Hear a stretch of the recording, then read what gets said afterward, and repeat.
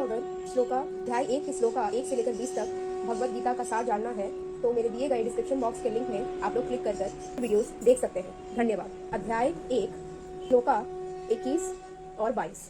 अर्जुन उवाच सेयोर उभयोर मध्ये रथम स्थापयामे च्युत यवादेतन निरीक्षहम योद्धुहमन अवस्थितन।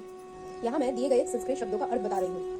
अर्जुन उवाच, अर्जुन ने कहा, सैन्यों सेनाओं के उभयों दोनों मध्य बीच में रथ को स्थापय कृपया खड़ा करें मेरे अच्युत हे अच्युत यावत जब तक एतान इन सब निरीक्षे देख सकूं अहम मैं युद्धो कामांड युद्ध की इच्छा रखने वालों को अभिस्थान युद्ध भूमि में एकत्र के किन से माया मेरे द्वारा एक साथ योद्धव्यम युद्ध किया जाना है। आसीम इस रण संघर्ष झगड़ा के समूह में उघम या प्रयास में। अर्जुन ने कहा, हे अच्युत करके मेरा रथ दोनों सेनाओं के बीच ले चले जिससे मैं यहाँ उपस्थित युद्ध की अभिलाषा रखने वालों को और शास्त्रों इस महान परीक्षा में जिनसे मुझे संघर्ष करना है उन्हें देख सकूं। तात्पर्य यह है कि यद्यपि श्री कृष्ण साक्षात श्री भगवान है किंतु वे हेतु की कृपावश अपने मित्र की सेवा में लगे हुए हैं। अपने भक्तों पर स्नेह दिखाने में कभी नहीं चूकते, इसलिए अर्जुन ने उन्हें अच्युत कहा है। सारथी रूप में उन्हें अर्जुन की आज्ञा का पालन करना था और उन्होंने इसमें कोई संकोच नहीं किया। अंत उन्हें अच्युत कहकर संबोधित किया गया है। यद्यपि उन्होंने अपने भक्त का सारथी पद स्वीकार किया है किंतु इससे उनकी परम स्थिति अक्षुण्ण बनी रही। प्रत्येक परिस्थिति में वे इंद्रियों के स्वामी, उनकी परम स्थिति अक्षुण्ण श्री भगवान ऋषिकेश है। भगवान तथा उनके सेवक का संबंध अत्यंत मधुर एवं दिव्य होता है। सेवक स्वामी की सेवा करने के लिए सदैव उद्धार रहता है और भगवान भी भक्त की कुछ न कुछ सेवा करने की कोशिश में रहते हैं। वे इसमें विशेष आनंद का अनुभव करते हैं कि वे स्वयं आज्ञादाता न बने अपितु उनके शुद्ध भक्त उन्हें आज्ञा दे। चूंकि वे स्वामी हैं अतः सभी लोग उनके आज्ञा पालक हैं और उनके ऊपर उनको आज्ञा देने वाला कोई नहीं। किंतु जब वे देखते हैं कि उनका शुद्ध भक्त आज्ञा दे रहा है तो उन्हें दिव्य आनंद मिलता है। यद्यपि वे समस्त परिस्थितियों में अच्युत रहने वाले हैं।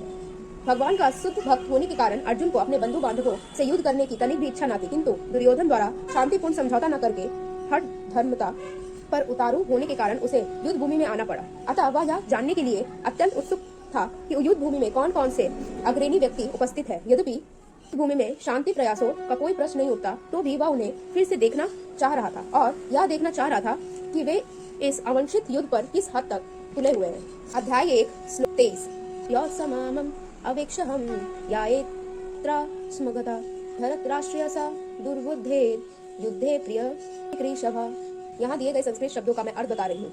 समानन युद्ध करने वालों को अवेक्षे देखो अहम मैं ये जो एते वे अत्र यहाँ समाप्ता एकत्र धृतराष्ट्र के पुत्र की दुर्बुद्धि युद्ध में प्रिय मंगल भला चिकीर्षव चाहने वाले। मुझे उन लोगों को देखने दीजिए जो यहाँ पर धृतराष्ट्र के दुर्बुद्धि पुत्र दुर्योधन को प्रसन्न करने की इच्छा से लड़ने के लिए आए हुए हैं। तात्पर्य यह है कि यहाँ सर्व विदित था कि दुर्योधन अपने पिता धृतराष्ट्र की जाट से पापपूर्ण योजनाएं बनाकर पांडवों के राज्य को हड़पना चाहता था। अतः जिन समस्त लोगों ने दुर्योधन का पक्ष ग्रहण किया था वे उसी के समान धर्म रहे होंगे। अर्जुन युद्ध प्रारंभ होने के पूर्व या तो जान ही लेना चाहता था कि कौन कौन से लोग आए हुए हैं, किंतु उनके समक्ष समझौता का प्रस्ताव रखने की उसकी कोई योजना नहीं थी। यह भी तथ्य था कि वह उनकी शक्ति का जिसका उसे सामना करना था अनुमान लगाने की दृष्टि से देखना चाह रहा था। यद्यपि उसे अपनी विजय का विश्वास था क्योंकि कृष्ण बगल में विराजमान थे।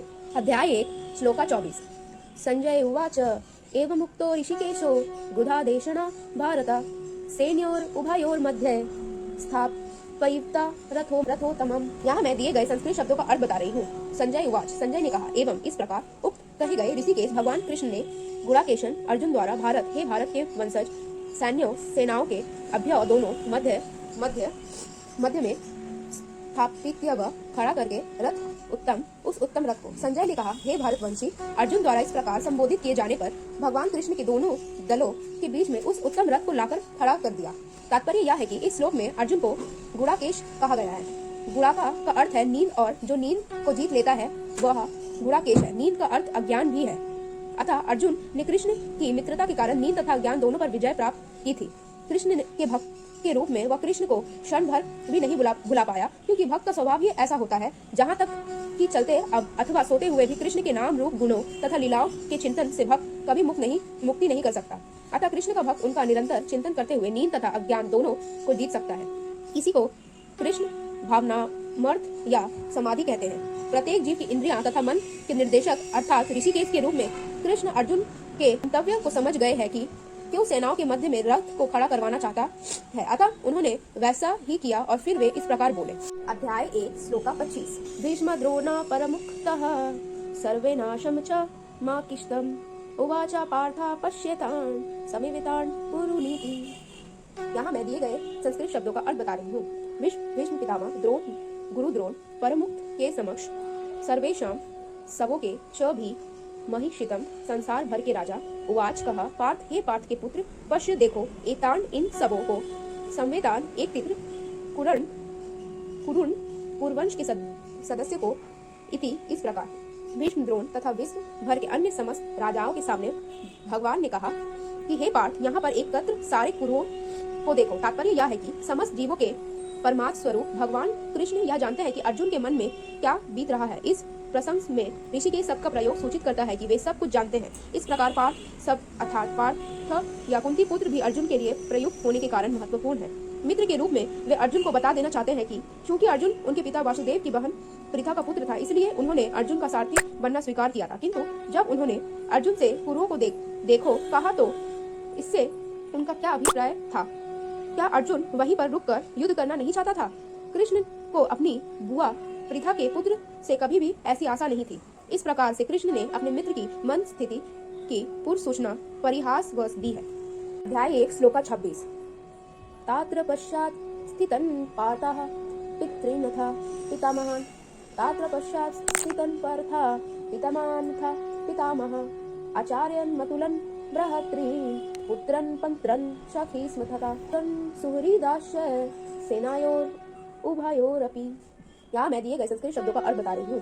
तत्र वहाँ उपस्यत देखा स्थितान खड़े पार्थ ने पितरन पितरों चाचा ताऊ को अर्थ भी पितामहन पितामह को आचार्यन शिक्षकों को मातुलन मामाओं को भ्रातृन भाइयों को पुत्रान पुत्रों को पौत्रान पौत्रों को सखीर मित्रों को तथा और ससुरान ससुरों को सुहृद शुभ चिंतकों को जो भी एवं निश्चय ही सेनाओं के अभ्यव दोनों पक्षों की अपनी सहित। अर्जुन ने वहां पर दोनों पक्षों की सेनाओं के मध्य में अपने चाचा ताऊओं पितामह गुरुओं मामाओं भाइयों पुत्रों पौत्रों मित्रों ससुरों और शुभ चिंतकों को भी देखा। तात्पर्य यह है कि अर्जुन युद्ध भूमि में अपनी सभी संबंधियों को देख सका। वह अपने पिता के समकालीन भूरिश्रवा जैसे व्यक्तियों भीष्म तथा सौमदत्त जैसा पितामह द्रोणाचार्य तथा कृपाचार्य जैसे गुरुओं शैल्य तथा शकुनी जैसे मामाओं दुर्योधन जैसे भाइयों लक्ष्मण जैसे पुत्रों अश्वत्थामा जैसे मित्रों एवं हीत वर्मा जैसे शुभ चिंतकों को देख सका। वह उन सेनाओं